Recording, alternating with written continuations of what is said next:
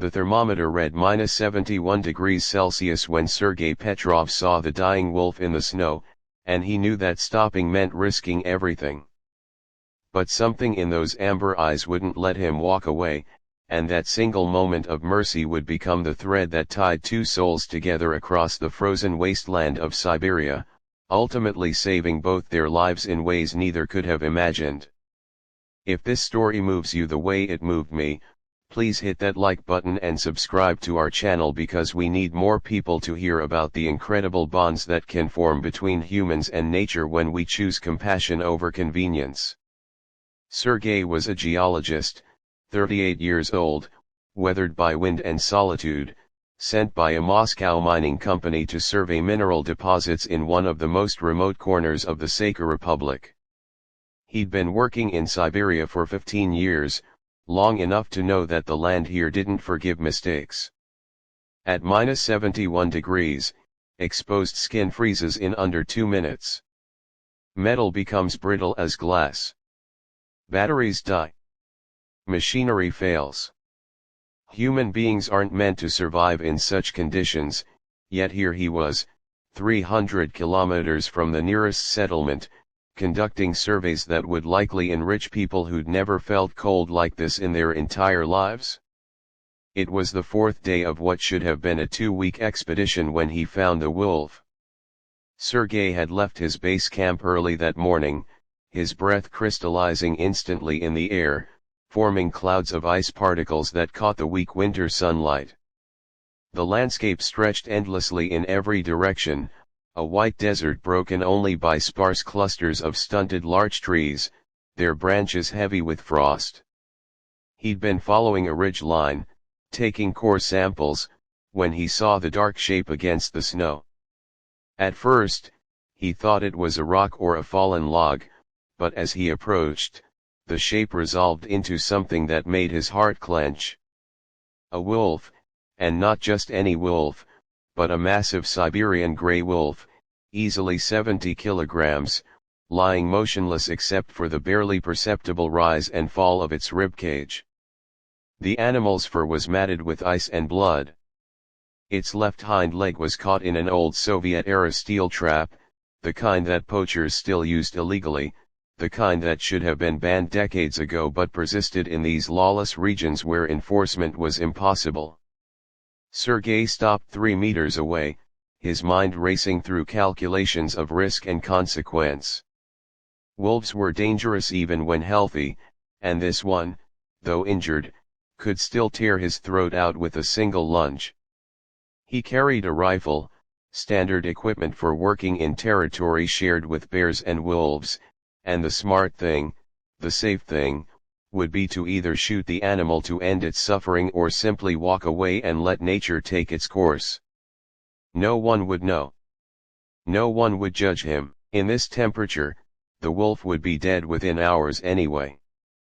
But then the wolf opened its eyes and looked directly at him, and Sergei saw something there that he recognized. It wasn't aggression or fear or even pain, though surely the animal felt all of those things. It was resignation, the quiet acceptance of death that Sergei had seen in his own mirror during his darkest moments, during the winter after his wife Natasha had died of cancer 3 years ago, during the long months when he'd volunteered for these remote assignments specifically because he didn't want to be around people who would try to convince him that life was worth living. The wolf didn't growl or struggle. It simply watched him with those amber eyes, and Sergei found himself setting down his rifle and approaching slowly, speaking in low, steady tones in Russian, then in Sakha, the local language he'd picked up over the years. "Easy now, brother. Easy. I know it hurts. I know you're scared. Let me help you." Getting close enough to work on the trap meant putting himself within striking distance, and Sergei's hands trembled inside his insulated gloves, though whether from cold or fear, he couldn't say. The wolf's eyes followed his every movement, but the animal remained still, almost supernaturally calm, as if it understood that this strange two-legged creature represented its only chance at survival. The trap was old but still wickedly effective, its jaws buried deep in the flesh and bone of the wolf's leg. Sergei had to remove his outer gloves to work the release mechanism, and even with the thin inner gloves, he could feel the cold biting into his fingers. 20 seconds was all he could manage before he had to pull his hands back and tuck them into his armpits to warm them, flexing his fingers to keep the blood flowing. The wolf watched him with what Sergei could have sworn was patience. He tried again, working the stiff metal, his fingers screaming in protest. The trap had frozen partially closed, and the release mechanism was corroded. 40 seconds this time before the pain became unbearable. He warmed his hands again, blowing on them, talking to the wolf the entire time. "You picked a hell of a place to get caught, my friend. But then again, so did I. We're both far from home, aren't we both far from where we're supposed to be?" On the third attempt, the mechanism finally gave way with a metallic snap that echoed across the frozen landscape. The wolf jerked but didn't pull away immediately, as if it couldn't quite believe it was free. Blood welled up from the wound, steaming in the frigid air, and Sergei knew that without treatment, infection would set in quickly. He pulled his emergency medical kit from his pack, the same kit he carried for his own injuries, and began cleaning the wound with antiseptic that had been kept from freezing by his body heat. The wolf could have run then. Should have run. Instead, it sat up slowly, favoring the injured leg, and allowed Sergei to work. He packed the wound with antibiotic powder and wrapped it with gauze, knowing even as he did so that this was probably futile, that a wild animal wouldn't keep bandages on, that infection in these conditions was nearly inevitable. But he did it anyway, driven by something deeper than logic, something that felt like penance or prayer, or perhaps just the desperate human need to save something when so much had already been lost. When he finished, Sergei sat back on his heels and looked at the wolf. They regarded each other for a long moment, predator and prey, wild and civilized, two living things sharing space in a landscape that wanted both of them dead. Then the wolf did something that Sergei would replay in his mind 1,000 times in the days to come.